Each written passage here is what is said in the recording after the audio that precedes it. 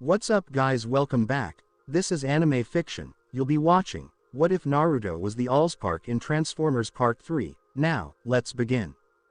Master Megatron, your signals are looking good. You just need an energon recharge to clear out that contamination from mixing different energons. Knockout said, wrapping up his medical analysis. As Knockout returned to the Decepticon ship with his partner Breakdown, he braced himself for the punishment from his master. But luck was on his side this time. Instead, he found himself diving deep into a thorough analysis of his master, trying to figure out what the fallout would be from that hasty experiment he had pulled on himself.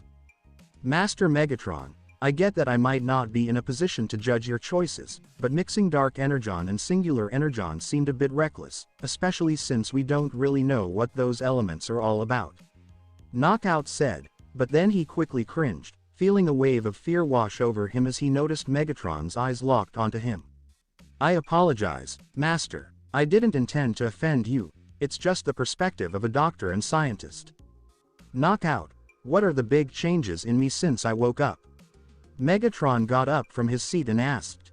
He was still upset because he thought the extra power he had gained was now gone. The trace of Singular Energon that Soundwave used to reignite his spark has vanished from his system. Knockout walked over to the table where his microscope was set up, ready to analyze the black energon. He paid no mind to Starscream, who was slumped in another seat, looking like he was out cold from the beating he had taken. So, it looks like mixing these two energons, which really shouldn't work together, has led to a surprising outcome. This seems like something that doesn't quite fit in the periodic table, doesn't it? Megatron raised an eyebrow, clearly curious, and stepped closer to figure out what had gone wrong, which made the doctor tense up a bit at his approach. Dark Energon is just way too unstable for any Cybertronian to handle if they're not ready for it.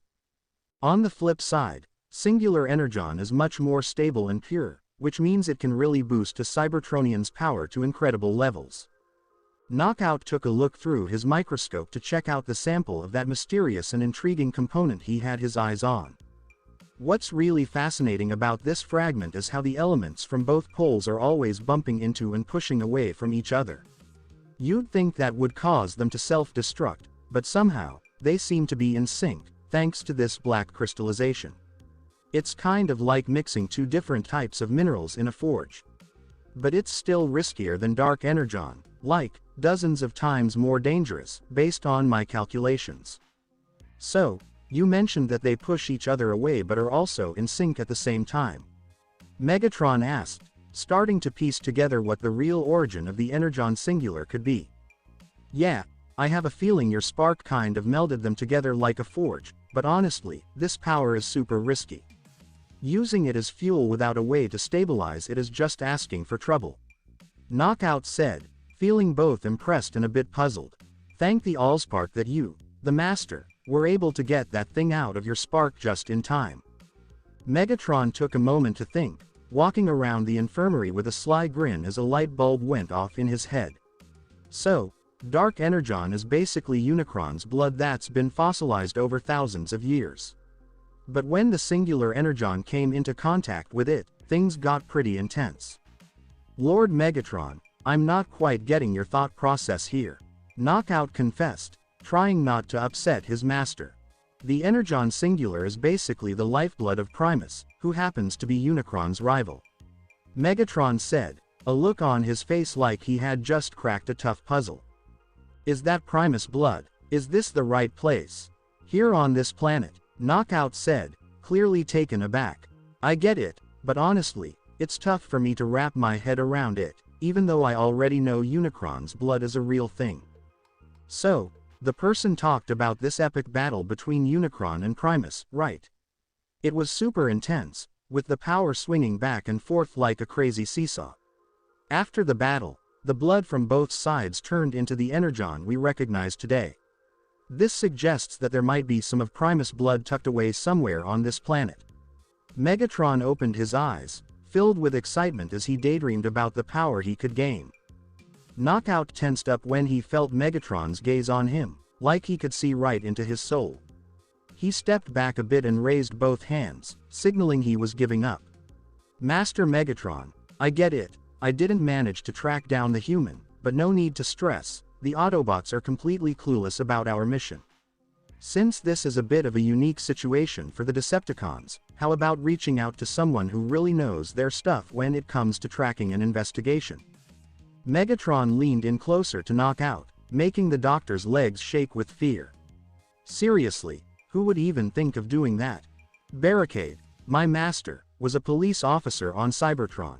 Who better than him to search for a human among so many without drawing the Autobots' attention?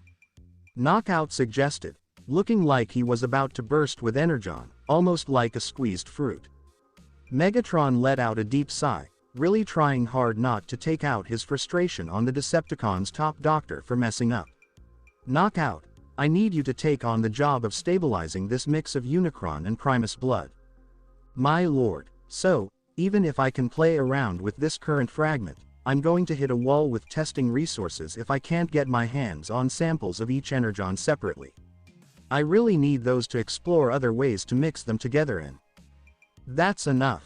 Let's get started. I'm looking forward to seeing results on a stable component in the next few months. Megatron jumped in, cutting off Knockout to lay down his ultimatum. Megatron walked out of the infirmary, leaving Knockout shaken up, likely with a shorter life expectancy after that near-heart attack. Knockout let out a big sigh as he glanced over at one of his tables, where Naruto's mobile phone sat. He was really hoping that the energy Megatron was after might be hiding there, even if it was just a tiny, insignificant piece. Soundwave, can you get in touch with Barricade? I could really use his help here on Earth. As Megatron strolled through the Decepticon ship, he couldn't help but get lost in all the new possibilities that lay ahead of him. I really need to amp up my power to get a solid edge over Optimus Prime. If I can grab both sides of the good and evil balance, I'll be stronger than all the original Primes put together. Megatron came to a halt in the corridor, his eyes narrowing as he spotted someone ahead. It was a faint, almost ghostly figure, like a shimmer of heat, but those striking purple eyes were hard to miss as they locked onto his. Megatron felt a bit puzzled about what was going on, but he definitely sensed something familiar. It reminded him of the vision he experienced after putting that fragment of dark energon in his chest just a few hours earlier. I remember seeing you. I spotted your image in the dungeons of the Allspark temple. Megatron shrugged it off and kept walking, not letting the ghostly figure or hallucination bother him. I'm not going to let a ghost from the past bother me. I moved on from your legend a long time ago, Megatronus. A little gray fish was gliding through a clear river, oblivious to the person aiming a bow with a metal-tipped arrow at it. I paused for a moment, really focusing on my little hunt. As an old man, I've spent over 80% of my life honing my hunting skills to feed myself. I've learned how to navigate a hunt without getting tricked by the way light bends when I need to take down an animal in the water. Once I was confident, I released the string and let the arrow fly, hitting the fish just right and causing its blood to spread through the water. I had just caught my fourth fish of the morning, and it was shaping up to be a delicious breakfast. I feel like that's plenty, I mentioned while I was picking up the dead fish and pulling out the arrow that was stuck in it. I strolled quietly through the forest, just taking in the sound of the birds singing, and it got me thinking a bit. As I made my way through the trees, I spotted my camp by a rock. I had put together a shelter using branches and some cut wood, all topped with leaves to keep the chill away. Honestly, I didn't really need it, but it was just a habit I couldn't shake off. I settled by my campfire and started to scale the fish I'd caught for dinner. Honestly, I wasn't too worried about bacteria or getting sick since I've never had a problem with that in my life. I opened a can of preserves and found some dried fruit inside. It's not really my favorite, but hey, food is food, right? There's no point in being picky now. I spent an hour frying the fish and getting everything ready for a meal. Before I dug into my meal, I switched on the only gadget I had with me, an old portable radio that was likely from the 90s. I turned on the radio and started catching up on the news to stay in the loop with what's happening around the world. It's been a few days since that surprise experience on the Cybertronian ship, and honestly, I haven't even bothered to keep track of the days since I got here. It felt odd to realize that I might come across as a fugitive criminal. It's that time again for this week's gossip. The voice on the radio said, "Some folks are saying they spotted an unidentified flying object dropping down in a nature reserve, and with the military hanging around the area, it's definitely fueling the local chatter. I saw this fireball fall from the sky, and it was just so cool. These aliens took my uncle, and even now, the government just brushes it off. But I know what really happened. I have a feeling it could have been a drone from our government. You know how the military is always putting money into new weapons to keep us safe. If something really important went down, we'd definitely hear about it." I switch off the radio and let out a tired sigh. Isn't it wild that a spaceship this big can just fly under the radar for us humans? I'm feeling a bit bored. I really can't complain about where I'm at since it was my decision. Putting myself out there more would feel like taking a gamble with luck and bad luck.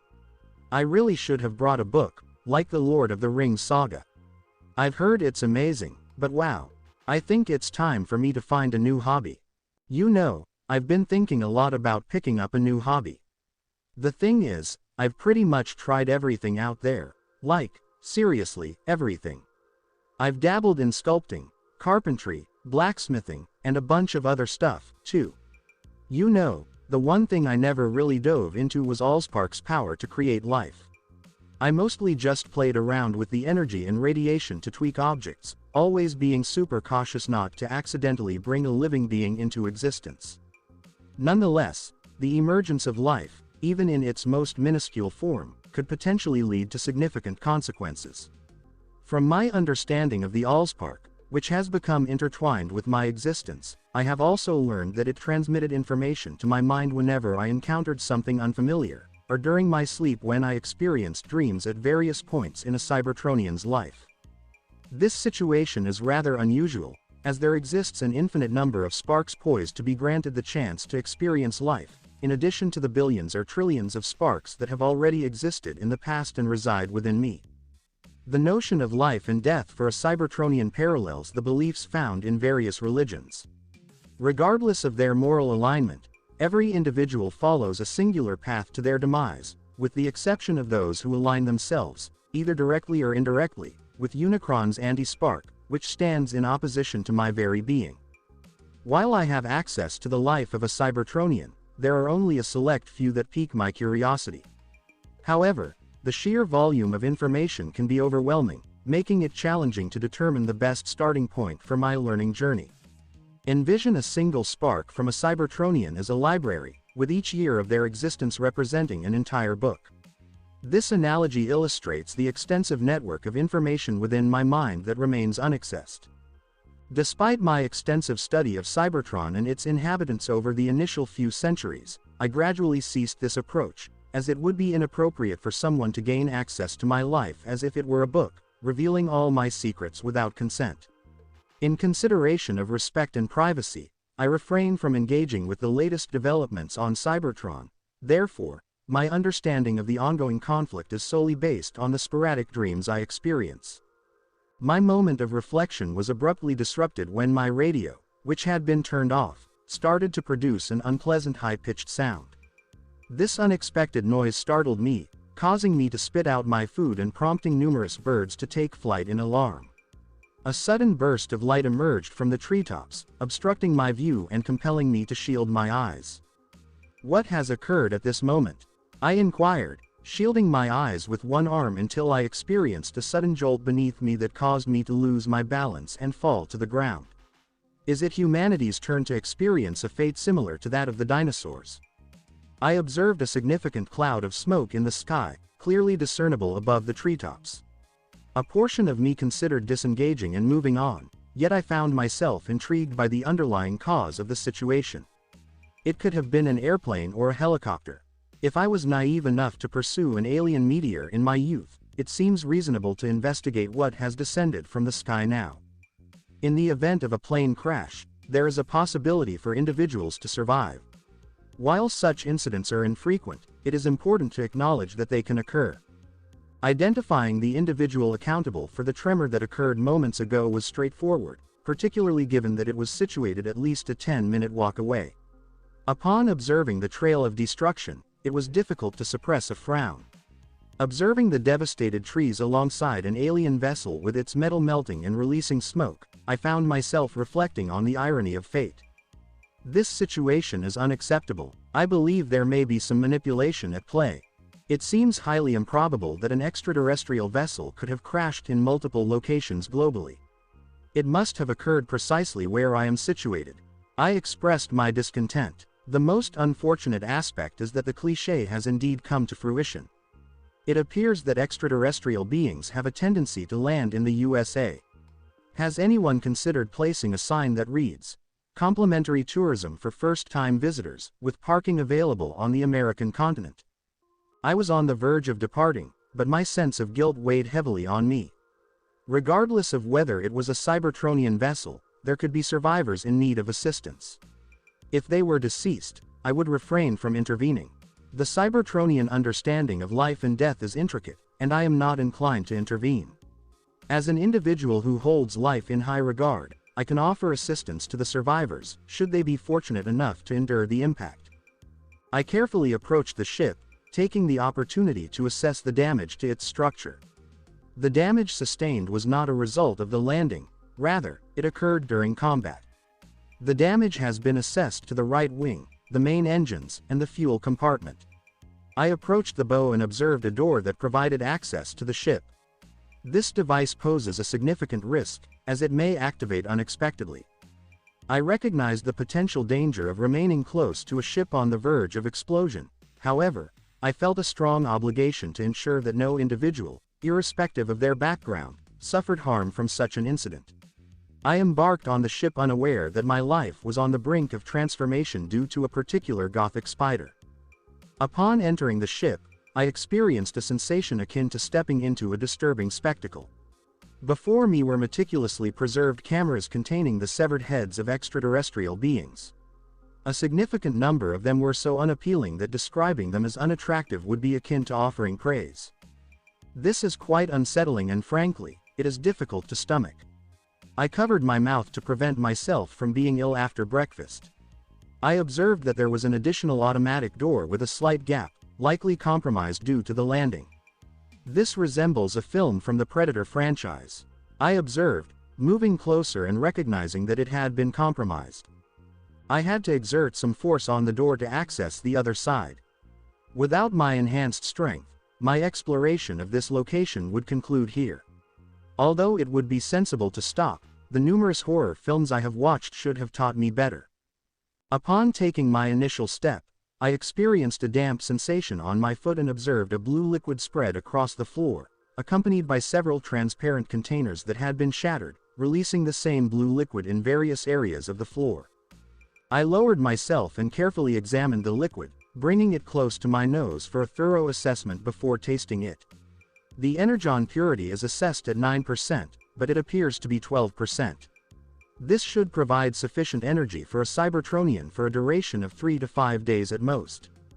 I navigated the room carefully, ensuring I avoided the large glass cacti positioned on the floor, until I reached a final door that led to the command room, where several operational controls appeared to be damaged at first glance. I focused on the solitary enigmatic figure positioned on the ground, exhibiting feminine characteristics, clad in armor, with arachnid-like appendages extending from her back. A Cybertronian with insect-like features, could she possibly be an Insecticon? That is indeed quite uncommon. She represents a unique variation of the Queen type, a rare classification among Cybertronians. However, what could be the reason for her presence here? With a sense of intrigue, I approached her, reaching out with curiosity, undeterred by the potential risks of my actions. I was inundated with information regarding the Insecticons, quickly grasping the essence of this species, which revealed intriguing insights about their historical context. The Insecticons resided underground on Cybertron, and their access to refined energon facilitated their evolution into a significantly stronger species compared to the foundational elements of civilization. However, one must question the status of a queen devoid of her workers. I inquired, observing a wound on her abdomen from which energon was seeping. She has sustained injuries, likely as a result of an attack, and was forced to escape in a compromised condition, which accounts for her rough arrival on this planet. I took a moment to reflect on the circumstances I was facing, aware that a significant change was imminent. I trust she comprehends the circumstances. I noted the emblem on her chest, recalling the robots that had attempted to harm me days prior. However, this was not the appropriate moment to assess her character. The design of this vessel should adequately contain my energy, I trust. I exhaled gently on my right forefinger, causing the tip to illuminate with a brightness reminiscent of a blowtorch. I carefully assessed the most significant injury on the 14-foot-tall giant woman, skillfully repairing her abdominal region to the extent that it seemed entirely whole at first observation.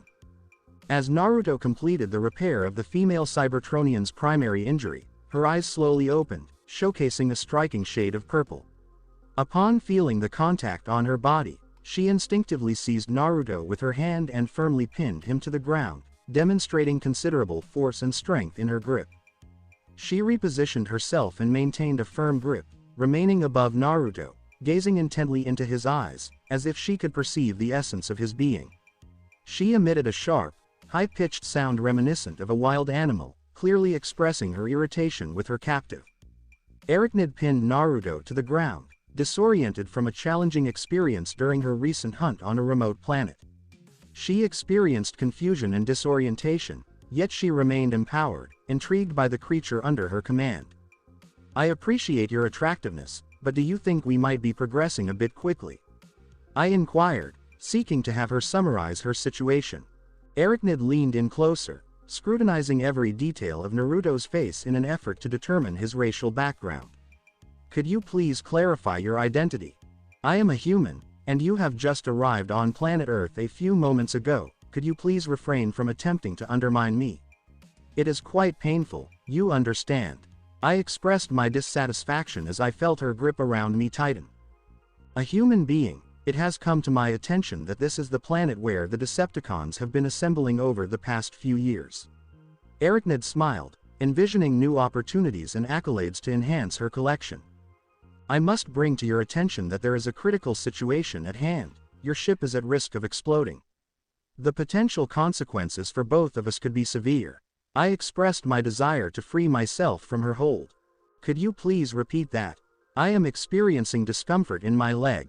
Arachnid released Naruto, as her pain receptors began to normalize, allowing her to fully comprehend the extent of her injuries.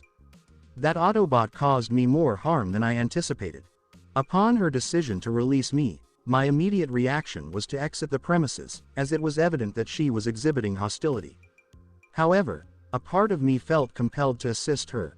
I could not simply forsake her to her circumstances, especially with the looming threat of an explosion in the vicinity. I understand that there are moments when I feel frustrated with my own behavior.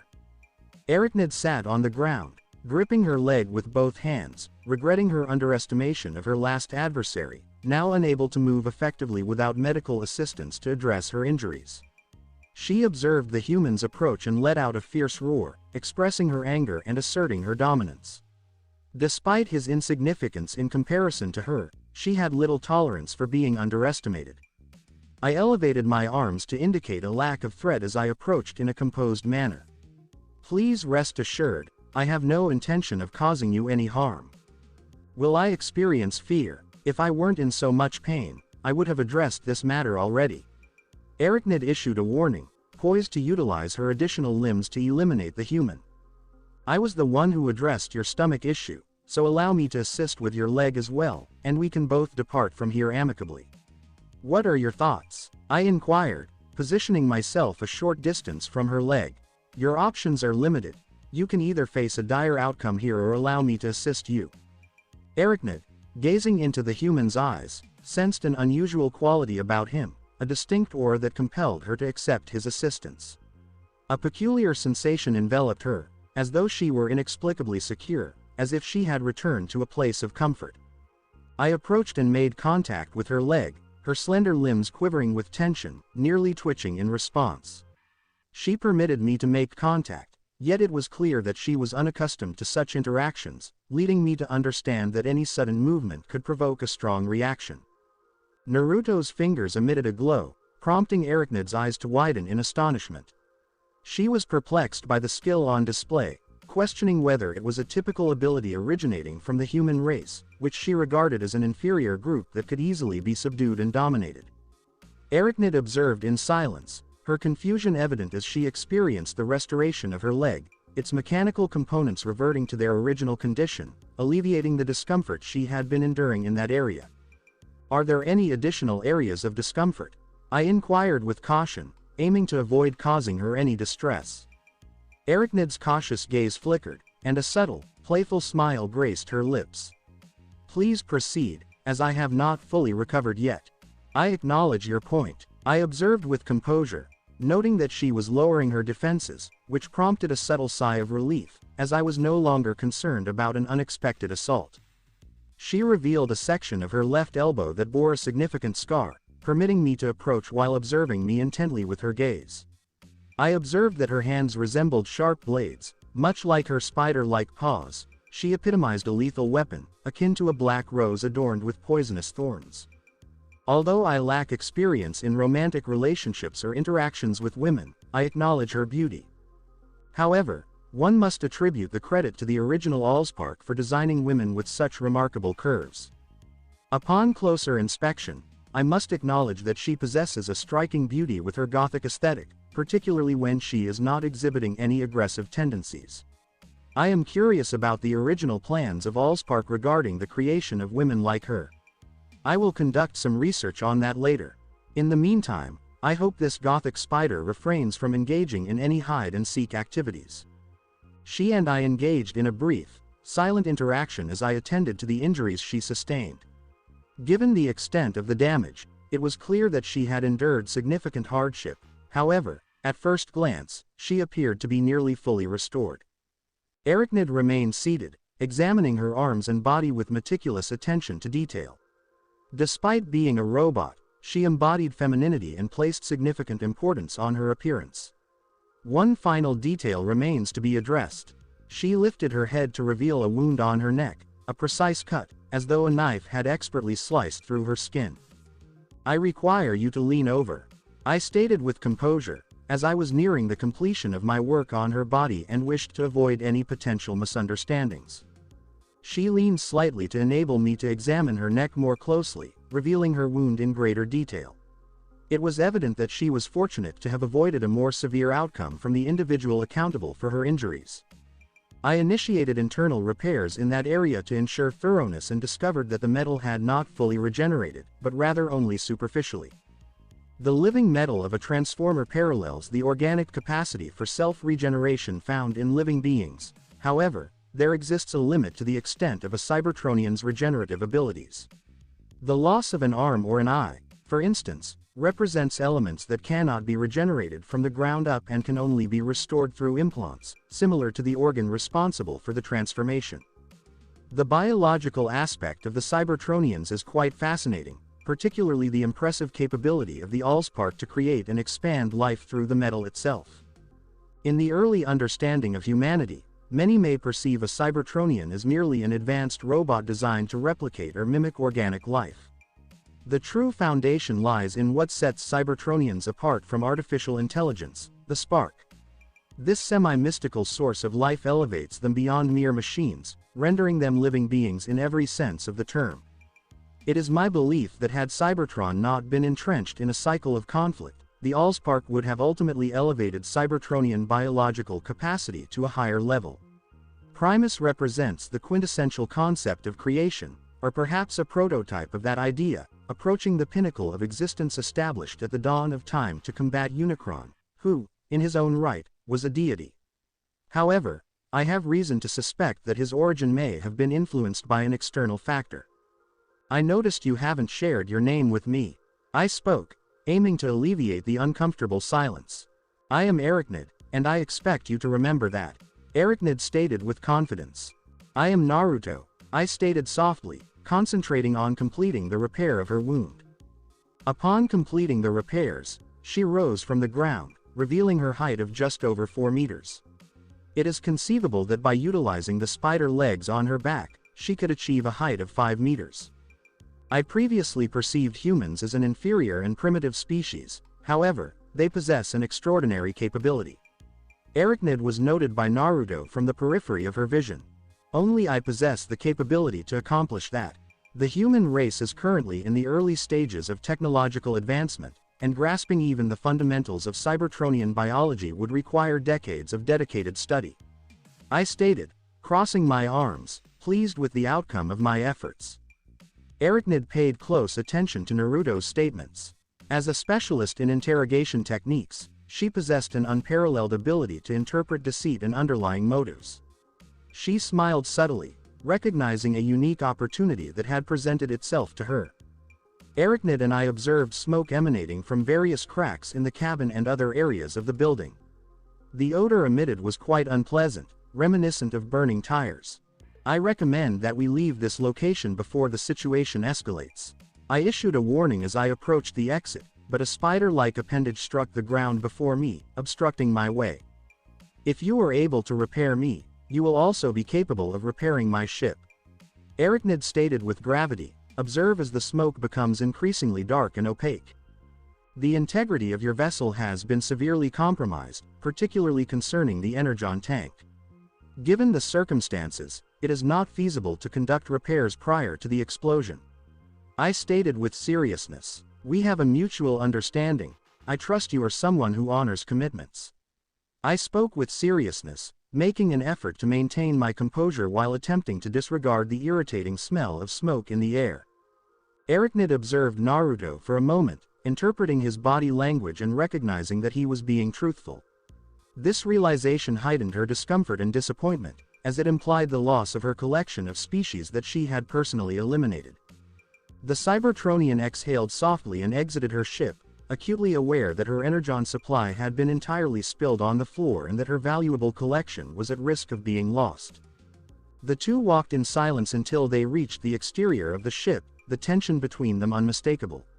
As the unanticipated pair disembarked from the vessel, they observed a sudden flash of lightning emanating from the electrical system, indicating that the Cybertronian ship was entering a critical phase.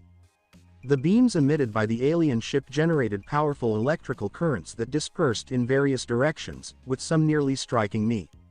I promptly ran as quickly as possible due to the imminent explosion. Upon the occurrence of the detonation, the shock wave propelled me several meters to the ground, resulting in a violent shaking of the earth for a brief period. I rose, slightly disoriented, observing as ashes descended from the sky, accompanied by nearly imperceptible fragments of blue light, specifically fragments of energon. Today has certainly been one of the most unusual experiences I have encountered. I made a remark while rising from the ground, but before I could navigate my way back to camp, an unexpected force struck me, propelling me against the adjacent tree. The impact caused me to strike my head. While it did not render me unconscious, it was still painful. I experienced a pressure enveloping my body, prompting me to look down and realize that I was ensnared in something pliable and adhesive. I attempted to break free, but what restrained me was not a rope, it resembled silk, akin to that of a spider. I have completed my obligations under our agreement, now I would like to engage in a more comprehensive discussion. Arachnid stated, descending from the tree where Naruto was ensnared, resembling a formidable predator poised to strike.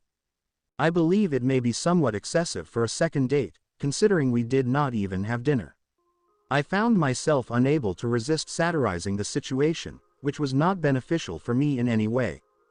I maintained a degree of confidence that she would not attempt to harm me, given that I had literally saved her life. I trust that this act would inspire some level of consideration on her part, or at least I remain hopeful of that outcome. The sole aspect to consider is that an individual with a goth aesthetic, likely possessing dominant traits, has expressed interest in engaging in conversation with me. The potential outcomes of this interaction remain uncertain. While I appreciate your playful nature, I must admit I'm feeling somewhat irritated, Arachnid stated, leaning in closer to Naruto. It's not like I did anything to make them destroy your ship. If you're looking to vent your anger on something else instead of me. I threw out a suggestion while I was still working on getting myself unstuck from the spider web surrounding me. You know, there's therapy available out there. I think it could really help you work through some anger. What do you think? I really don't want to hurt you. I'm not that selfish to go that far, my little hero. Arachnid lightly drags her claws across Naruto's face, feeling a bit tempted to slice it off. You mentioned something really intriguing a little while back, how you're the only one who understands Cybertronian biology. That means you really get how beings like me manage to survive. Arachnid looked over Naruto, her gaze almost consuming him as she struggled against her fierce instincts. So, you're saying you'll help me stick around here, and that's an offer I just can't turn down. Arachnid leaned in and whispered into Naruto's ear. Have you thought about reaching out to your friends? I focus on the symbol on her chest, doing my best to overlook her unsettling stare.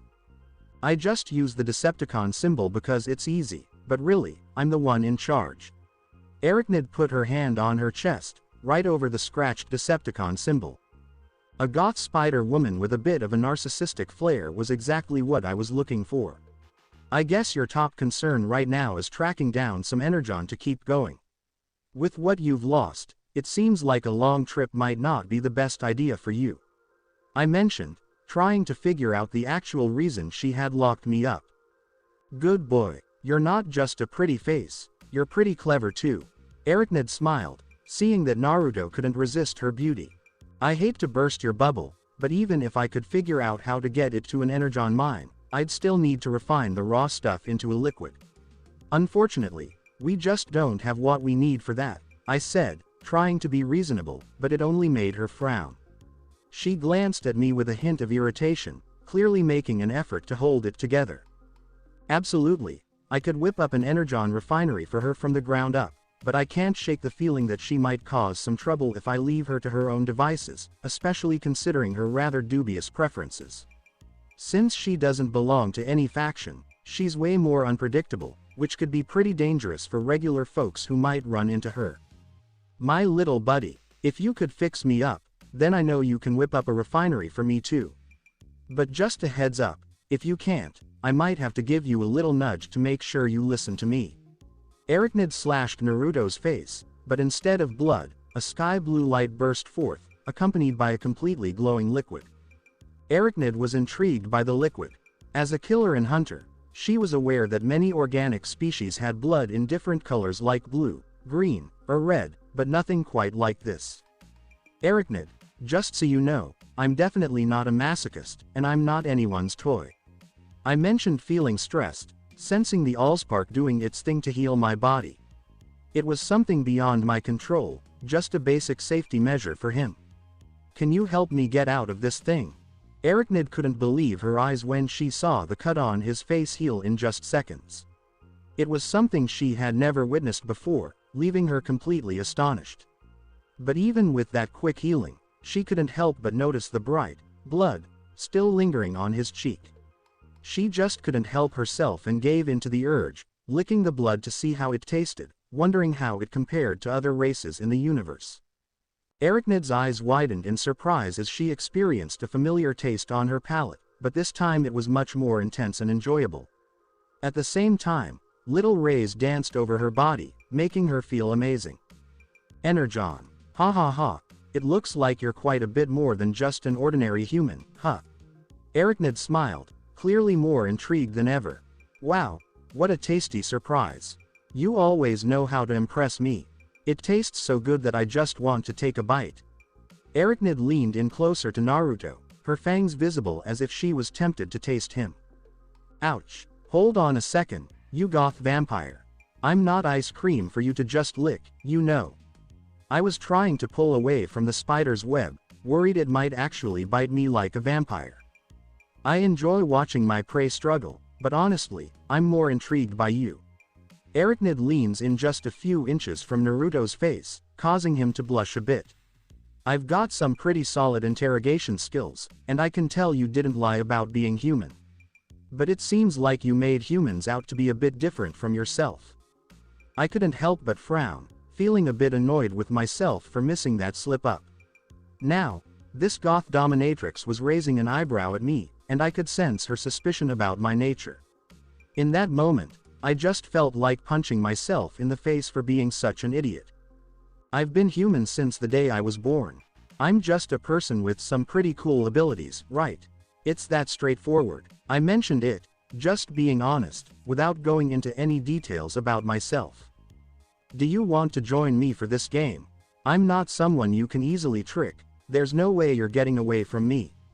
Arachnid gently touched the tip of her finger to Naruto's chin.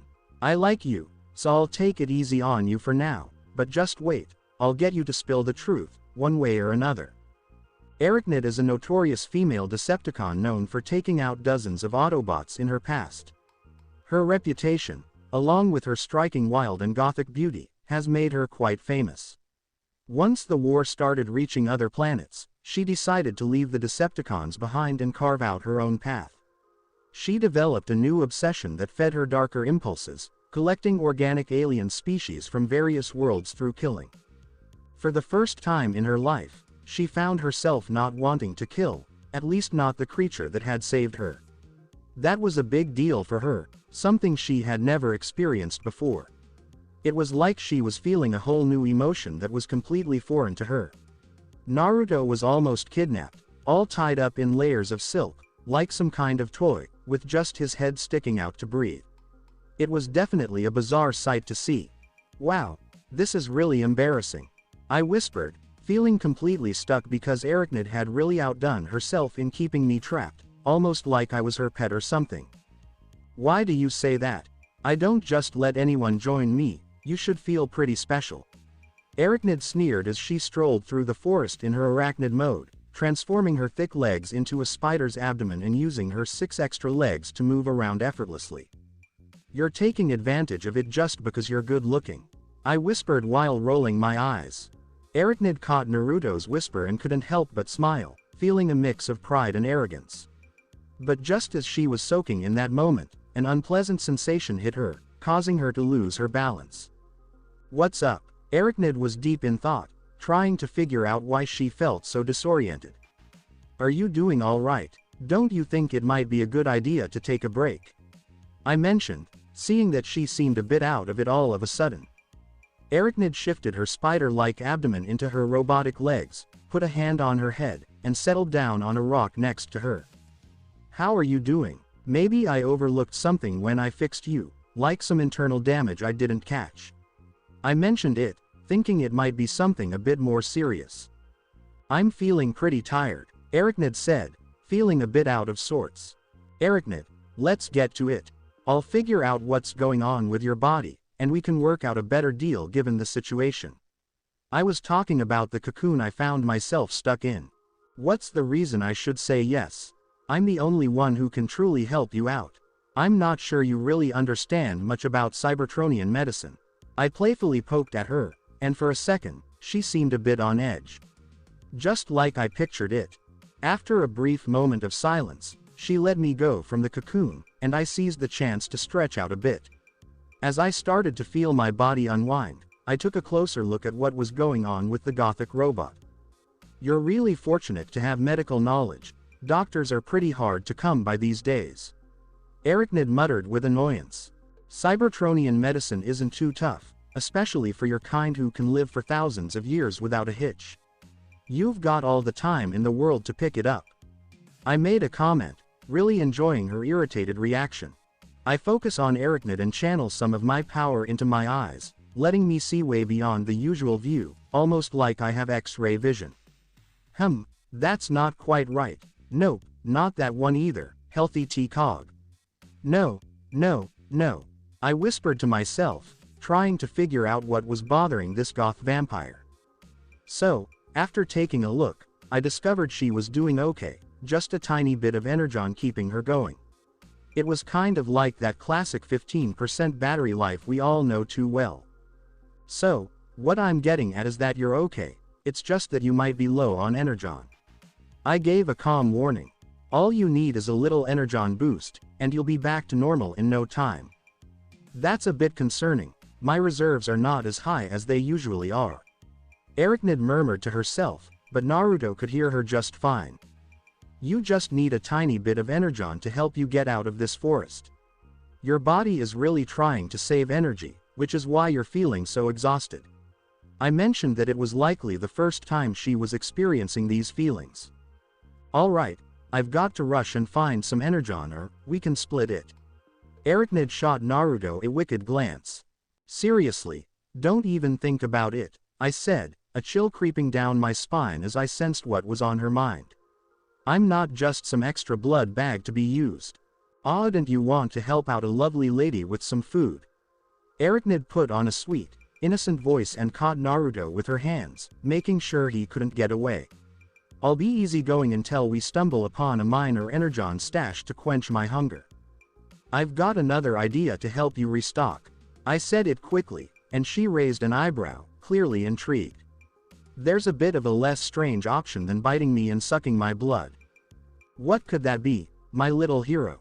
Arachnid gently traced her fingers along Naruto's face.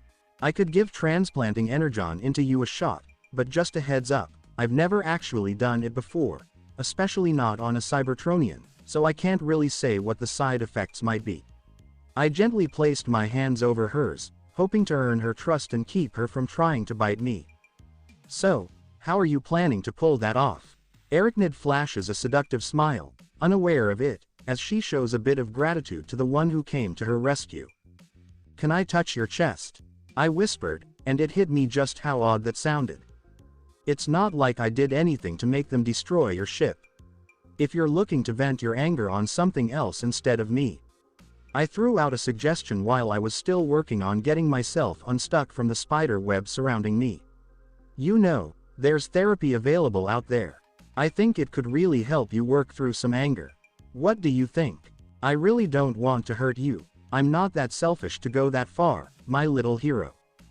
Arachnid lightly drags her claws across Naruto's face, feeling a bit tempted to slice it off. You mentioned something really intriguing a little while back, how you're the only one who understands Cybertronian biology.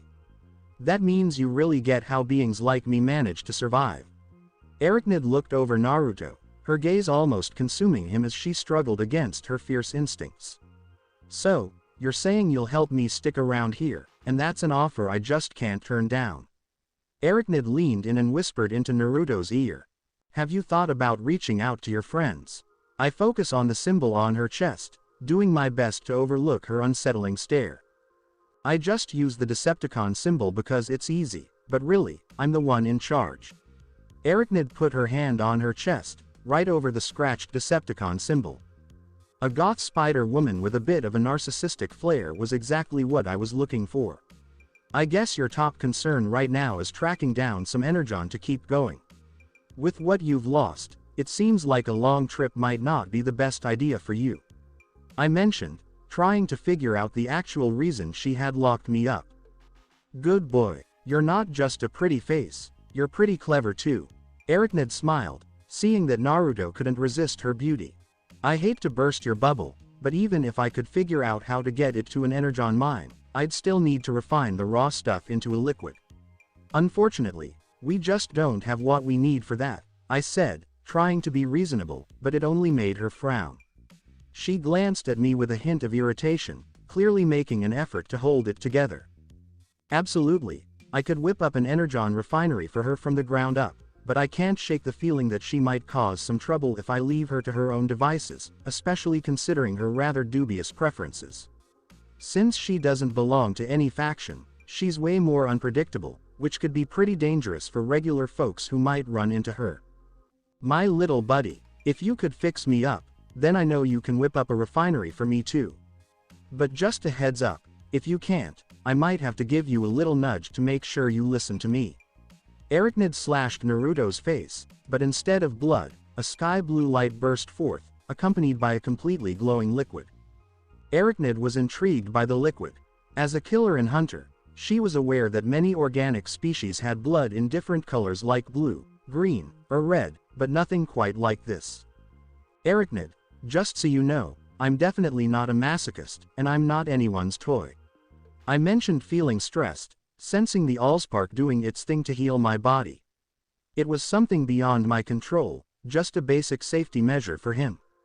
Can you help me get out of this thing? Arachnid couldn't believe her eyes when she saw the cut on his face heal in just seconds.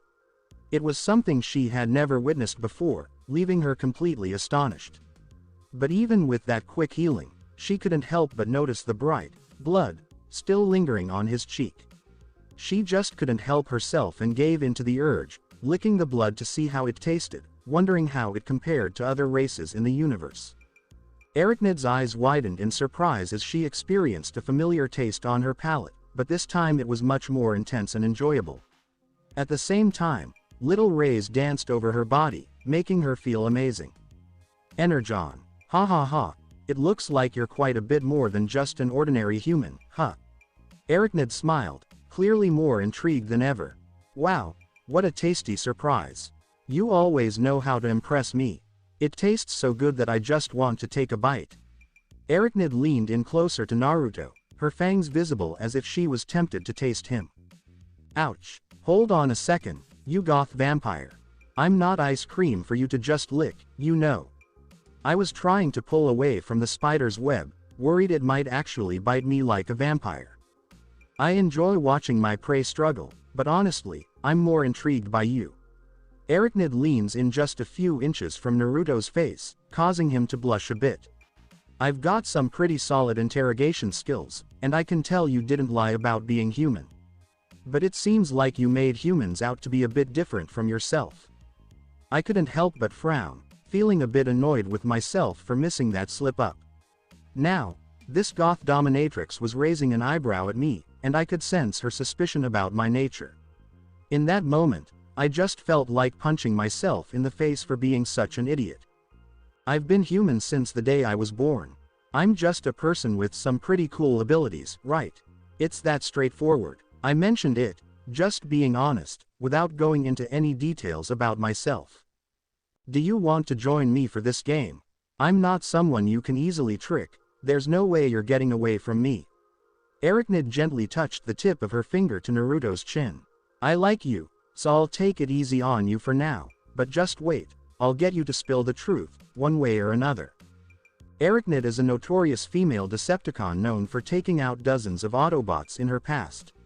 Her reputation, along with her striking wild and gothic beauty, has made her quite famous.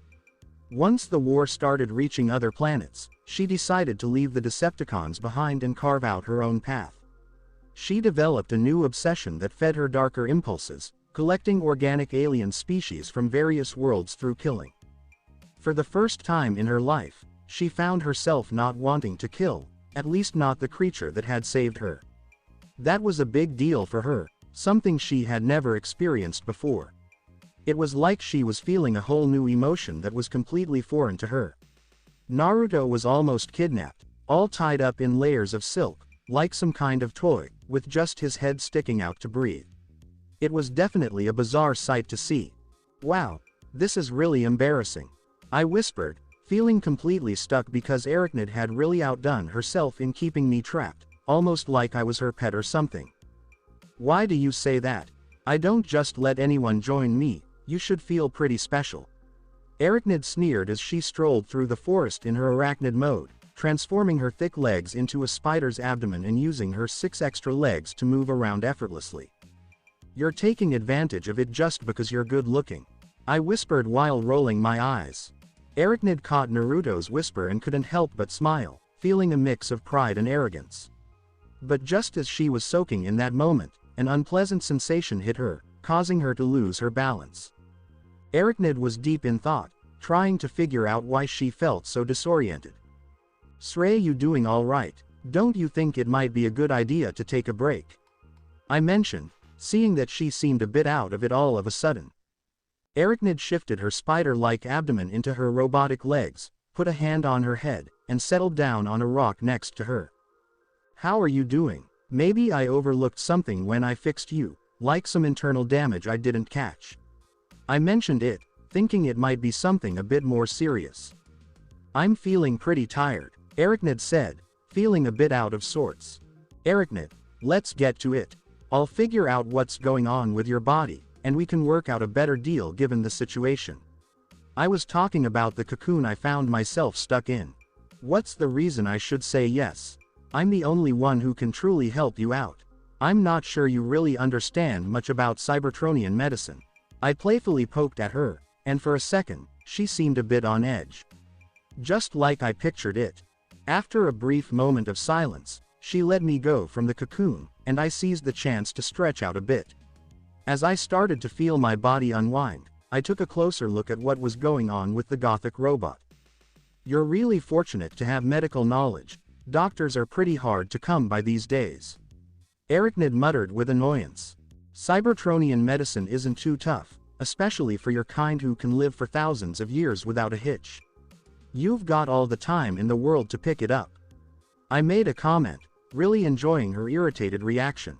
I focus on Arachnid and channel some of my power into my eyes, letting me see way beyond the usual view, almost like I have X-ray vision. That's not quite right. Nope, not that one either, healthy T-Cog. No. I whispered to myself, trying to figure out what was bothering this goth vampire. So, after taking a look, I discovered she was doing okay, just a tiny bit of energon keeping her going. It was kind of like that classic 15% battery life we all know too well. So, what I'm getting at is that you're okay, it's just that you might be low on energon. I gave a calm warning.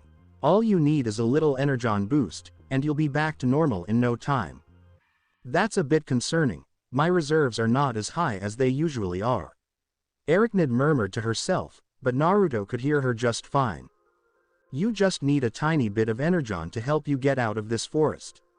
Your body is really trying to save energy, which is why you're feeling so exhausted. I mentioned that it was likely the first time she was experiencing these feelings. Alright, I've got to rush and find some energon or we can split it. Arachnid shot Naruto a wicked glance. Seriously, don't even think about it, I said, a chill creeping down my spine as I sensed what was on her mind. I'm not just some extra blood bag to be used. Wouldn't you want to help out a lovely lady with some food? Arachnid put on a sweet, innocent voice and caught Naruto with her hands, making sure he couldn't get away. I'll be easygoing until we stumble upon a mine or energon stash to quench my hunger. I've got another idea to help you restock.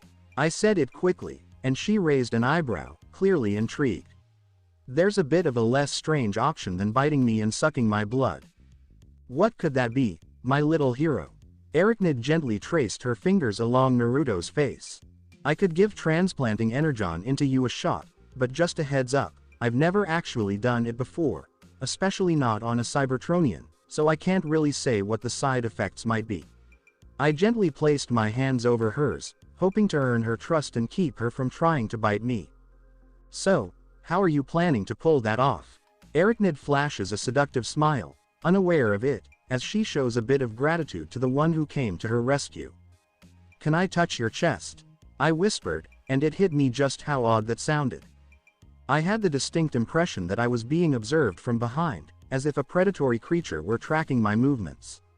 As I glanced back, I noticed the striking gothic woman observing me with keen interest. Have you ever received compliments on your beauty? As of today, that marks the second occurrence with my enigmatic pet. Arachnid seized Naruto with her hand and drew him nearer to her face. You differ significantly from my expectations, could you please clarify your true nature? I attempted to avert my gaze from Arachnid, however, in doing so, I observed that her surroundings had transformed entirely from their original state. This revelation made me acutely aware of the reality of the situation, which nearly unveiled my true identity. This is incredibly frustrating. I believe I have lost command of my abilities. I acknowledge the situation, observing Arachnid in anticipation of responses. Could you please act as though this incident did not occur? I perceive a distinct energy surrounding you, an undeniable presence that intrigues me. Could you share more about yourself? Arachnid requested, though not forcefully, as if she were aware that yielding to this aspect of herself was not appropriate, particularly in the presence of Naruto. It is important to understand at this point. I spoke softly, contemplating the possibility that she might discern my true origin. All Cybertronians are aware of my identity. I would like to hear it directly from you. Arachnid expressed her suspicion that the small human she had only known for a day was, in fact, something extraordinary or beyond belief. Arachnid may be perceived as harsh and unkind, however, as a Cybertronian, she held a deep pride for her race and her planet, despite the challenges faced over the past few millennia. This sense of pride is embraced by Autobots, Decepticons, and all other Cybertronian races or factions, each entity holds a deep appreciation for their place, regardless of the vast distances separating them from their origins. The affection or allegiance to Cybertron is deeply ingrained in their essence. While some may question the validity of tales or myths surrounding their planet, the significance of such legends is undeniable. They represent a foundational truth from which all things originated, and cannot be dismissed as mere fantasy. A widely respected and unwavering agreement among all Cybertronians is the reverence for the giver of their existence, the one who initiated everything by bestowing upon them the capacity for life, the energy to maintain their forms, and the gift of free will. Even following his disappearance, when he was expelled from the planet by Optimus Prime, the thread of hope for their return persisted within each of them. Although he was never located, their lives became intertwined with the Allspark upon their passing. Understood. An outburst of that nature should provide sufficient insight into my character. I had concerns regarding her potential reaction. "Are you the one?" Arachnid inquired once more, attempting to ascertain Naruto's identity. Her purple eyes revealed an underlying hope that she had finally discovered what all Cybertronians had been seeking for an extended period. "For the sake of the cosmos, it is already understood that I am an Allspark. There is no need for unnecessary drama." I chose to acknowledge the situation, as there was little opportunity for avoidance at this point. It is evident that those with discernment would uncover my true identity, and thus, my vacation has officially concluded. Arachnid held Naruto with great care, as though he were a delicate gem, finally grasping the reason behind her intrigue in a human. However, her mind was filled with numerous inquiries and a strong desire to comprehend various aspects. "I possess the Allspark." Arachnid spoke softly, fully aware of the significance of her words and their implications. "I would appreciate it if you could set me down now," I inquired, as I found it uncomfortable to be treated like an object. Arachnid meticulously placed Naruto on the ground, still attempting to regain composure after the unexpected turn of events. Recently, she embarked on one of her renowned hunts when she was unexpectedly assaulted by an Autobot, resulting in severe injuries and a narrow escape with her life.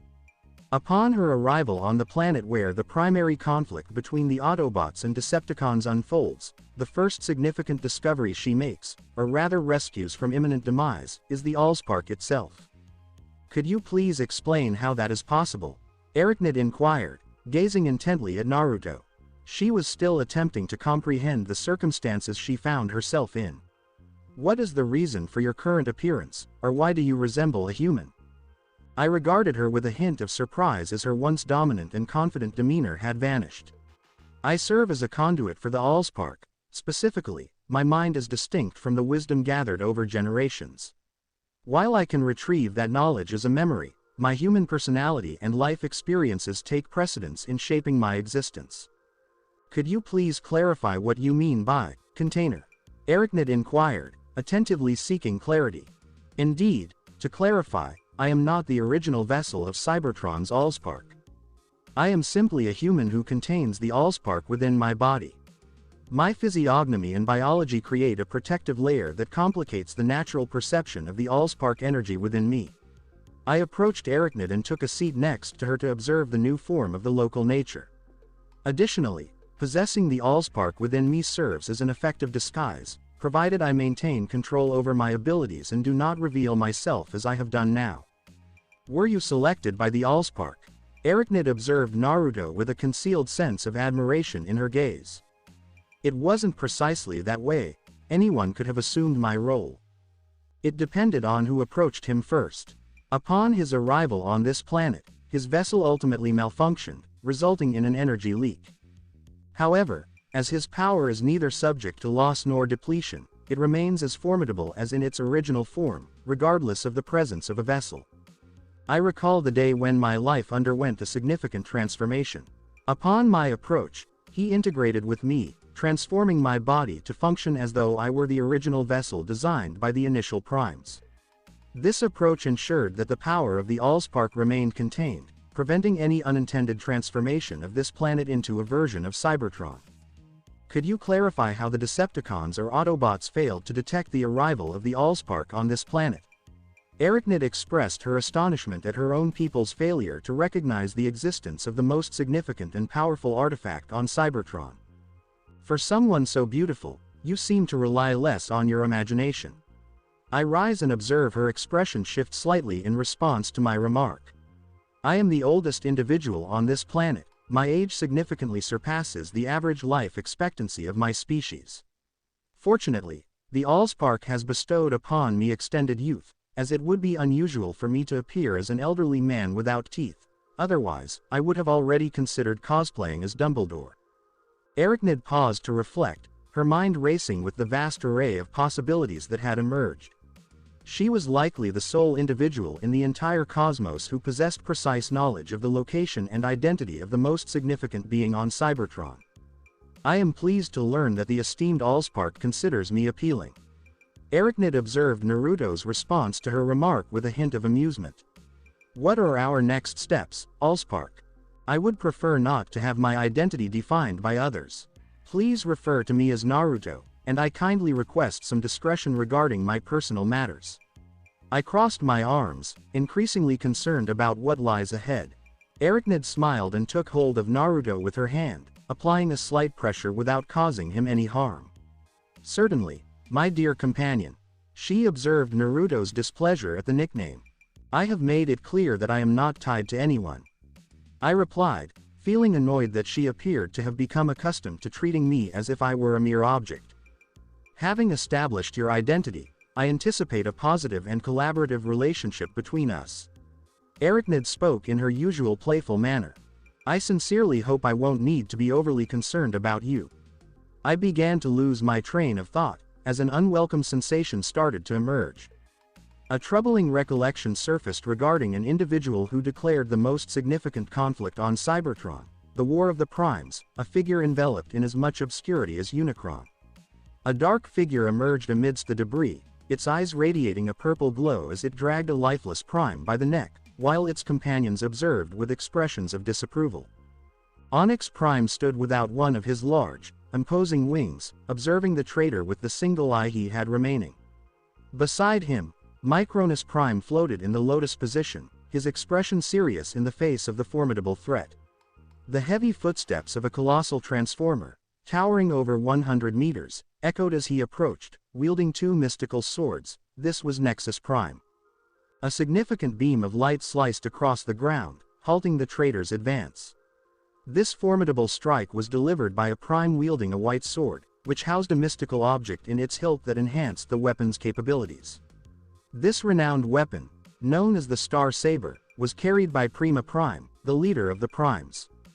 This situation concludes now, Prima declared, elevating his most formidable sword with both hands. Is that everything? If you wish to stand a chance against me, you will require the support of all our brothers. Megatron stated, presenting a chilling smile as his eyes illuminated with a purple aura recognized by all Primes. He discarded Liege Maximo's body on the ground, showing a complete lack of respect for his brother. It is imperative that we prevent him from accessing the Allspark. Prima asserted her authority, adopting a battle stance and allowing the Star Saber to gleam with impressive brilliance. My colleagues, let's proceed, he stated, engaging his battle mask as the leadership matrix illuminated with authority. Prima Prime advanced swiftly toward Megatronus, the renowned sword gleaming in his grasp. Onyx Prime unleashed a powerful roar, demonstrating his unwavering determination despite exhaustion and injury. He transformed into a formidable dragon, reaffirming his reputation as the Prime of Beasts. Micronus Prime soared alongside Onyx, enveloping his hands with mystical energy, trailed by Cybertron's most formidable combiner, Nexus Prime, poised with his two swords, prepared to confront and defeat Megatronus, the fallen Prime. I abruptly returned to consciousness, prompting me to reflect on the moments I had been unaware. This is not possible. I begin to experience a disconcerting chill, a foreboding sense that is both unsettling and impossible to dismiss or overlook. Naruto, are you okay? Arachnid inquired, perplexed by his silence. A cataclysm fragment, how is that possible? I couldn't help but feel an unwelcome anguish swelling inside me. It shouldn't exist in this universe, at least not anymore. Vector Prime made sure of that. The Decepticon ship Nemesis emerged on the horizon, and it was difficult not to identify it, especially for Arachnid, who knew exactly who it belonged to. She was afraid when she remembered Megatron, but her dignity kept her from behaving weak, especially since the Decepticons' leader may be dead. Arachnid, we need to get out of this forest as soon as possible. I cautioned swiftly, experiencing a sinking sensation as the Cybertronian spacecraft neared. Well, I agree, I'm not interested in returning to the Decepticons. Arachnid stretched her 6 additional limbs, using them as a support to travel quickly while holding Naruto in one hand. Don't you think it would be a good time to use a vehicle mode? I inquired, wondering why she didn't simply turn into a Cybertronian vehicle. I can't, since you changed my body. I feel like I don't have a vehicle form available to me, I'm limited to my natural abilities. Arachnid responded as if it were clear, noting that her pace had increased above average. It appears my new body has new mysteries to uncover, she reflected, realizing that the physical changes in her body were caused by Naruto during their wonderful time. But don't worry, I have an idea how to keep you safe. A portal was triggered in a random part of the forest, revealing 4 robotic beings who may be termed Titans. Optimus Prime, Bumblebee, Bulkhead, and RC lifted their guns, ready to retaliate if they were ambushed, but what transpired was completely unexpected, leaving them shocked. Optimus, RC mumbled as she gazed at the metal trees, which made her appear little and vulnerable despite her height of more than 4 meters. Bumblebee let out his trademark beep, wondering whether they were on the same planet, just in case, because the backdrop was unlike anything on Earth. Optimus Prime is puzzled, not because the forest is built of metal, but because he has a familiar sense and resonance with the land, with its leadership matrix, as he had at Primus. Ratchet, are the coordinates of the Earth bridge correct? Yes, Optimus, what is the issue? Ratchet responded to the communicator, oblivious of the scene that Optimus and the others were experiencing. Well, it appears the forest is now completely comprised of metal, like, truly metal. RC murmured, withdrawing the cannon from her arm and gently touching one of the trees with her palms, creating a jolt that shocked her for a second. Be careful, the trees give off a strong electric current. Bumblebee notified his friends with his beeper, pointing to what seemed to be fruit but was actually a triangular energon canister dangling from one of the tree's spear-shaped branches. Is that energon? Bulkhead inquired doubtfully about what he witnessed. That's a lot, there must be over 20 liters of energon in there. RC mused, entirely immersed in the beauty of the surroundings. Optimus moved a few steps and saw something utterly new to his eyes. Dozens of miniature robots, each 5 centimeters long, climbing and descending a tree in single line, carrying small drips of energon and metal plates in their teeth. All of the Autobots heard a tune and noticed 2 birds on a limb of a 50-foot tree, singing to each other, unknowing that they were being observed. These birds were constructing a nest using a few metal sticks and a little supply of energon hidden in one of the larger branches. These birds possessed a wingspan of more than 3 meters, as well as very sharp wings and talons capable of grabbing or decapitating any danger.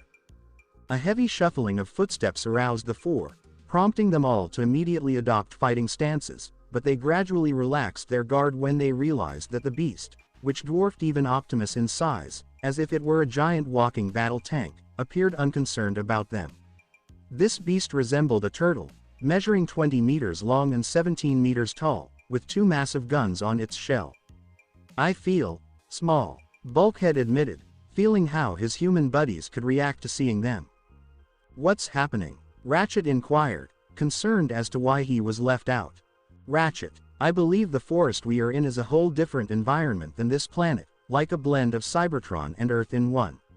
Optimus explained, astounded by the bio-robotic life in this location. Ratchet opened his eyes, completely taken aback by his friend's statements, and considered traveling there himself to see for himself and form his own judgments. That must be impossible.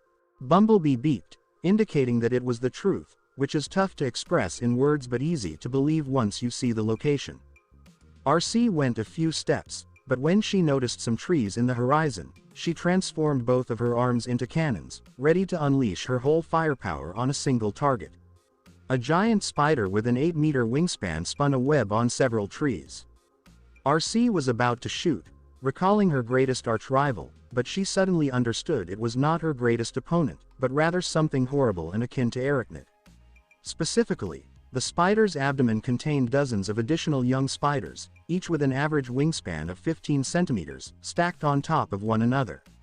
The spider gazed at Arsair through its many eyes, its fangs ready to fight if necessary to safeguard its young. Autobots. We don't know what they are, but they seem to be behaving in a primitive and animalistic manner, therefore, avoid making any hasty confrontations. Optimus cautioned before leading his Autobots into the unknown terrain. What could be causing this? Bulkhead inquired. Optimus remained motionless for a few seconds, scanning his surroundings with mistrust in his heart. This forest could not have developed out of nowhere. A location like this would provoke a massive human commotion, and we Autobots would have known about it for a long time. Optimus pondered as he noticed some biorobotic birds soaring overhead. Optimus scowled. For a brief minute, he remembered the Allspark, the artifact capable of producing life by a simple expansion of energy, but he soon disregarded the concept, since his leadership matrix had the power to resonance with the Allspark, and he would know when the mystical relic arrived on Earth. Optimus was perplexed. As far as he knew, only the Allspark could generate an explosion of Cybertronian life from absolute zero, but the Allspark does not exist on this planet or in this solar system. It was widely assumed that the mythical artifact's power produces an easily visible energy. The only way to know what caused this place is to investigate. Optimus muttered, confused in his head. Stay alert, we know the Decepticons will not ignore the energy spike in this forest. Optimus led the excursion, still uneasy by the resonance he sensed between his leadership matrix and the forest, as if something comparable to Primus was synchronizing with him. The Autobots moved gently through the forest, paying close attention while also admiring the robotic wildlife. It is unbelievable that such a place exists on this planet. RC was in awe of the area. Ratchet, is there any location on this planet that has comparable energy ratings to this one? Optimus inquired, his attention focused on finding the Decepticons. Optimus, there are no odd signals like this from this forest. Ratchet responded as he performed an energy scan across the Autobot base's systems, seeking for additional power on Earth. I think we could bring the Energon harvester here and harvest large amounts of Energon. Bulkhead proposed, backed by Bumblebee's beeps. This is a gold mine, we must take advantage of this opportunity. We don't know anything about this place, it would be reckless to do something like that, especially with the risk of causing an incident with the fauna of this place. Optimus spoke, his instincts screaming at him not to do anything against the forest. Bulkhead was dissatisfied with Optimus' response because one of his friends had just perished while hunting for the team's scarce Energon supply. He looked at one of the trees, which was shorter than the rest, and noticed one of the Energon berries within reach. One banana shouldn't be an issue. Bulkhead pondered as he reached out to touch the fruit. Optimus, who was checking in on the squad, widened his eyes in astonishment when he saw Bulkhead touch the fruit and became frightened. Bulkhead, do not do that. When Bulkhead touched the Energon fruit, numerous insects, birds, and woodland creatures turned crimson and looked at the Autobot, as if they were about to tear him apart until nothing remained. By chance, Bulkhead paused in his tracks as he sensed himself being observed from all sides, as if he were being tried for some awful crime. Bulkhead, slowly back away from the fruit, Optimus advised, realizing why he got a negative sensation about the woodland. The forest becomes completely hostile when a being not part of the habitat touches its Energon. Oops, Bulkhead muttered, cautiously backing away from the fruit, forcing the animals to return to their neutral position. Those things are still animals, they see the fruit as their food and will do anything to keep it safe. RC said, relieved in her spark that the creatures had not chosen to attack. Before Bulkhead could regain his composure from the shock he had experienced, he looked up to see the Decepticon Nemesis ship soaring above the clouds, approaching their location. Decepticons. Bulkhead issued a warning, transforming both of his arms into cannons. Optimus, RC, and Bumblebee took action, elevating their weapons in preparation to confront their most formidable adversaries. However, to their astonishment, the Decepticon ship flew overhead without detection, making its way toward a forested area several miles from their location. Were we overlooked? RC inquired with a sense of confusion, accustomed to being the focus of numerous energon cannons aimed at dismantling her. The forest is likely obstructing our radar signal, providing us with a considerable advantage. Optimus remarked, observing the path the Decepticons were taking. Autobots, given the presence of the Decepticons in this forest, I am concerned that this location may escalate into a significant conflict. Bumblebee communicated his concerns, indicating that the Decepticons could provoke the animals into a state of aggression, potentially leading to attacks on not only the animals themselves but also any living beings, including humans, that approach the forest. It is imperative that we take all necessary measures to ensure that this does not occur. Optimus stated with gravity. Megatron surveyed the expansive transformed forest, observing several animals that took flight at the arrival of his ship, captivated by their distinctly robotic appearance. As per legend, to overcome Unicron, Primus established the 13 original Primes, each endowed with significant power and capabilities. It follows that Primus blood would possess a comparable capability, reflecting the Allspark's function of generating cyberlives. Megatron announced, while Soundwave observed the forest beside him. It is truly magnificent, resembling a small paradise that echoes the grandeur of Cybertron prior to the conflict. Soundwave, deploy our reconnaissance units immediately. It is imperative that we secure our objective before the Autobots become aware of this location. The elevator moved downward from the center of the Decepticon ship, transporting more than 6 armed robots, each equipped with cameras for live video transmission to the Nemesis command post. Simultaneously, over 24 Decepticons converted into aerial fighters, expanding their coverage across a broader section of the forest. Soundwave, could you please identify the location of the Energon Singular? Megatron observed Soundwave, anticipating a confirmation. Soundwave observed that the particular energy he sought was gradually dissipating, blending with the radiation emanating from the forest, complicating the task of accurately locating the target. Nevertheless, utilizing his abilities, he was still able to ascertain that the target was moving away from the ship. Megatron observed the radar displayed on Soundwave's face and promptly issued new directives. The designated target is located 3 kilometers north of the Nemesis position. Please ensure its prompt delivery to me. Understood, Lord Megatron. All Decepticons designated for the mission have responded accordingly. Megatron observed the forest from the vantage point of his subordinates via the hologram before him, appreciating the elegance of the ecosystem and the potential of the Energon Singular. The capability of this power to not only restore my functionality but also to question the fundamental concepts of the universe is remarkable. By mastering this power and its secrets, I will enhance my capabilities and establish a new generation of Decepticons who are loyal to my vision. If Primus power can achieve this in a forest, the potential of another cyberformation in a large city is beyond my imagination. Megatron allowed a smile to form, embracing the shadows of his thoughts. The Decepticons advancing on the ground observed the creatures with caution, and while many felt the urge to engage, the squad leader instructed them to respond only if provoked. This strategy proved highly effective, allowing for substantial progress without any disruption. This location evokes a sense of unease. A Decepticon indicated with his weapon at a sharp-scaled, blue-eyed snake navigating through the branches of a modest 40-foot tree. We must remain focused.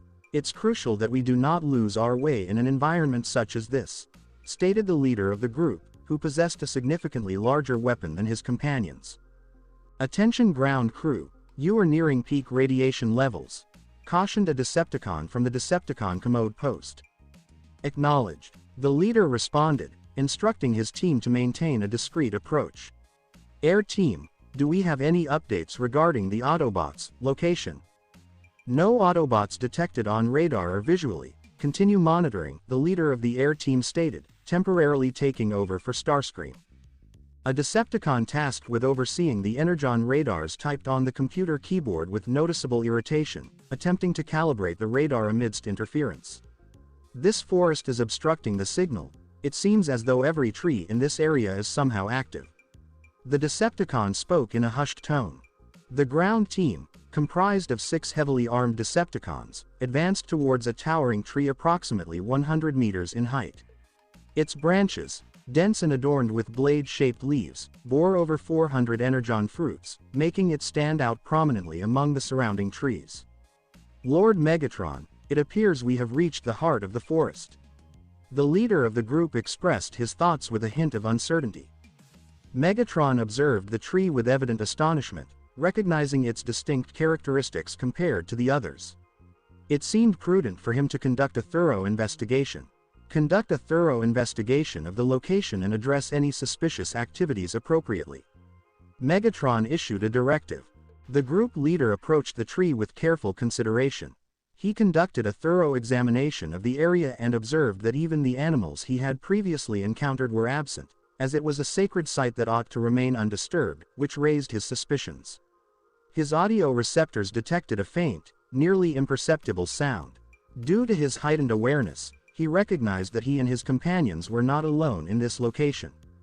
He glanced down, behind the tree, and observed a person concealed there, clearly recognizing him as the individual accountable for the significant disruption on the Decepticon ship. "It appears we are facing this situation once more," I remarked, observing the robot gaze at me as if I were the final cookie in the box. Before the leader of the Decepticon group could seize Naruto, a web ensnared his head and swiftly yanked him to the top of the tree as though he weighed no more than 5 tons. His screams resonated with everyone present, until an unsettling silence enveloped the scene for a brief moment, at which point his remains descended to the ground, utterly obliterated and severed as though he were a mere vegetable. The remaining 5 Decepticons commenced firing at the upper section of the tree. However, the metal sheets deflected the bullets upon impact, resulting in a single shot ricocheting in various directions, inadvertently striking one of their own shooters. The Decepticons observed an object descending from the top of the tree towards them. However, one of the Decepticons, distracted by other matters, inadvertently became the landing surface for Arachnid. This unfortunate incident cushioned her fall but inflicted significant damage upon him, resulting in severe injuries that rendered him immobile due to fractures in his spine and legs. "Hello everyone." Arachnid smiled and lifted her spider-like appendages, which effortlessly penetrated the chests of 2 Decepticons, extracting their energy cores as she withdrew her limbs from within them. "This is quite frustrating," another Decepticon called out as he commenced firing at Arachnid, yet she adeptly evaded the shots with impressive acrobatics, utilizing her enhanced flexibility that enabled her to maneuver with precision. "Please do not take offense. I am merely assessing the enhancements to my physical capabilities. Consider it an honor to face such a challenge." Arachnid skillfully launched her spider webs at the Decepticons' weaponized limbs, utilizing her strength to force them into collision. She concluded her maneuver by propelling them into the tree branches, which served as stakes, impaling their bodies with precision. "Do you believe you may have exceeded the appropriate limits?" I inquired as I approached her, carefully navigating around the robot remnants on the ground. "I am currently navigating the changes occurring in my body, as I do not possess a guide to reference."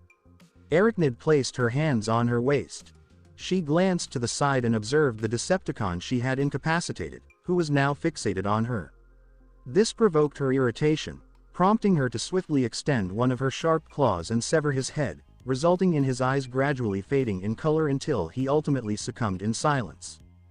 Megatron observed the unfolding events with a measured silence, carefully analyzing the situation. It became clear to him that Arachnid was a traitor and had connections with the human he was pursuing, reinforcing his belief that the human possessed greater significance than initially perceived. "I will personally oversee the extermination." Megatron pivoted and proceeded toward the exit of his vessel, flanked by a contingent of Decepticons prepared to sacrifice themselves in his honor. There was no necessity to take his life. He was already rendered incapable of further action. I expressed my disapproval of Arachnid's excessive violence. The Decepticon was likely relaying information to the Nemesis ship. "We need to evacuate this location promptly before the air fleet arrives and poses a threat." Arachnid positioned herself on one knee on the floor to align with Naruto's height. "It is essential to remain vigilant to avoid potential issues. However, consider the implications if your identity were to be compromised. I am providing you with a significant opportunity." A distinct and powerful sound resonated from the sky, reminiscent of a fighter jet, prompting both Arachnid and me to instinctively glance upward. Arachnid's eyes, initially narrowed in search of the approaching figure, widened in shock and dread upon recognizing the entity whose name alone could instill a profound sense of fear within her. Megatron transitioned into his humanoid form, descending from the sky with a commanding stance, accompanied by other Decepticons who positioned themselves behind him. Nevertheless, the siege continued, as the initial wave of Decepticons that arrived to survey the area positioned themselves behind Arachnid and Naruto, effectively cornering them with no opportunity for escape. Indeed, I rate the landing a 10, but I must give a 1 due to the absence of a soundtrack on your end. I suggest incorporating tracks from musical ensembles, particularly rock and roll, to align with your visual aesthetic. I attempted to alleviate the significant tension in the situation, but it appears that my efforts only exacerbated the circumstances. Please be quiet. Arachnid expressed her astonishment upon encountering the leader of the Decepticons, as she had been led to believe he was deceased due to circulating rumors. I am simply offering assistance. His appearance resembles that of a gladiator who has faced formidable challenges and emerged victorious. I spoke softly in response, remaining as near to her as I could, as she was the only individual capable of assisting me in leaving that location. What we have here is a recognized Decepticon and the individual responsible for significant disruptions on my vessel, Megatron remarked, closely examining the pair, particularly Arachnid, who exhibited a distinctly altered physique compared to her usual form. I notice you have acquired an enhancement to your Arachnid body. I can certainly envision how that might be feasible. You know, a lady really ought to look after her charm, Arachnid said, trying to steer clear of any trouble, but deep down, she realized it wouldn't be a walk in the park to wiggle out of this mess after taking down a few Decepticons. She realized that Megatron showing up in person to meet her and Naruto meant their lives were tied to whatever the Decepticon leader had in mind. I guess this person is behind your new look, huh? Megatron saw Arachnid stepping in front of the human and started to think that he might be more useful than he first seemed. I'm really not in the mood for any nonsense right now. I just want to catch up on what I've missed, and I get that this forest didn't just pop up out of nowhere. The Decepticons aimed their weapons at the two, their energon cannons all set to unleash full power. Human, do you know where my singular energon is? Megatron ordered, his voice low and menacing. Singular energon? What on earth is that? I asked, feeling a bit puzzled by what he wanted. Come on, don't act like you don't know what's going on. Your vehicle has been modified to create energon as fuel, and now you're in this cyberform forest. The odds of all this happening are just too high to ignore. So, I'm asking you one more time, where's the singular energon? Where's the blood of Primus? Megatron yelled, creating a threatening vibe around the human and the spider assassin. I was taken aback by this robot's accusation, but after a moment, it clicked for me what he was really after. He thought that my power, or the hint of my energon, was a gift from Primus. He thought I had a little piece of Primus power, kind of like a stash of energon tucked away in the woods. Lord Megatron, this human really isn't worth your time. Isn't this forest what you're after? This place is full of energon. Arachnid was trying to handle the situation, hoping to keep Megatron from destroying the Allspark just because he didn't know any better. Maybe what you're looking for is right here. Hold on, what's his name again? I asked Arachnid, feeling a bit uneasy about it. Could it really be that sneaky Prime, though? He really should have been kicked out of this dimension ages ago for messing around with the power of the Allspark billions of years back. Maybe a copycat, but that would just be a really poor imitation. You don't recognize me. I really expected you to be smarter than that. Megatron aimed his trusty gun at Naruto, feeling fed up with the delays. He figured it was time to apply some pressure to get the human to spill the beans. I'm Megatron, the leader of the Decepticons and the one who should be ruling Cybertron. Hold on, hold on, hold on, hold on. I used my hands to create a time signal. Is your name Megatron? Do you have any connection to Megatronus Prime by any chance? I was curious and wanted to know if the Cybertronian was related to the Prime from way back. They looked a bit similar, but I just couldn't figure it out yet. But now that I was looking at this robot right in front of me, there was something oddly familiar about it that just didn't seem like it belonged here. Megatron frowned and lowered his energon cannon, keeping a close eye on Naruto's expression. So, you know about the first Decepticon. You're quite the interesting person. Decepticons, go grab the human. Megatron gave the order while his Decepticons got ready to take aim at Arachnid. Oh wow, you really don't need to do that.